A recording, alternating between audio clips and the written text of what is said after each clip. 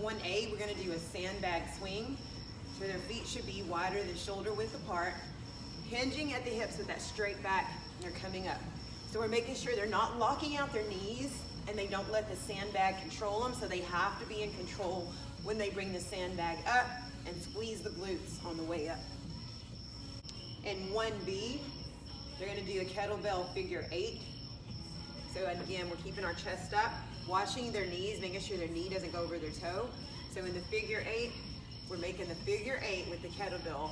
Always chest up, always weight in the heels, so nothing moves but their arms.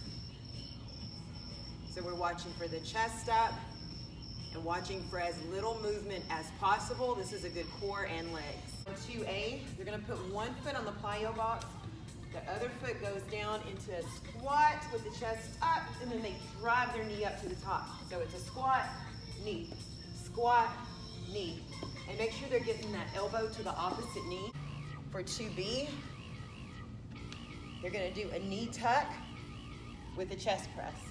So knee tuck, chest press, we're looking for rounded backs. We don't want rounded backs, so always remind them to take their shoulders back and lift their chest up.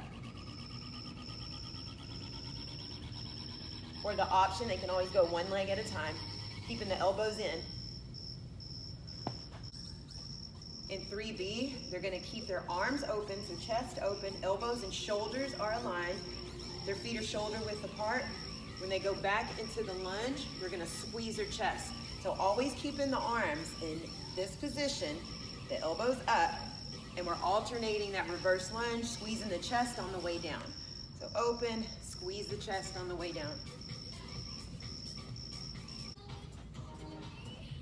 On 3B, we're doing the renegade row. So making sure the hand's right underneath the shoulders. Wide stance, so we're only gonna do one arm at a time. What we're looking for is them not to rotate their hips. So drive that elbow up, and body stays nice and tight. So in the second round, we'll switch. And if they need to use another weight for their other hand just to hold on to for their wrist, that's perfectly fine. So remember, elbow goes up, don't rotate. And for that option, they can always go to the knees. Make sure they take their butt down and take their time and no rotation. On 4A, they're gonna stand on top of the Bosu, getting their balance. Once they have their balance, weight comes up to the chest, and we're doing squats. So they need to make sure their core stays tight, keeping the elbows in, and taking their time to keep their balance. Of course, if they need an option, they can do the squat on the Bosu without weights. So 4B, we have sit-up strikes. So everything is extended. You're gonna have the rod right above the opposite shoulder. When they come up, they're gonna rotate and strike. So they're working their obliques. So from the shoulder and rotate. So you wanna make sure they get that good rotation on that sit-up. If they cannot sit up, they can always do a little crunch. So if they're doing the crunch, they're gonna hold the rod right in the middle. So they'll crunch it, less range of motion for the option. And for the finisher, they're just gonna do a jack rotate.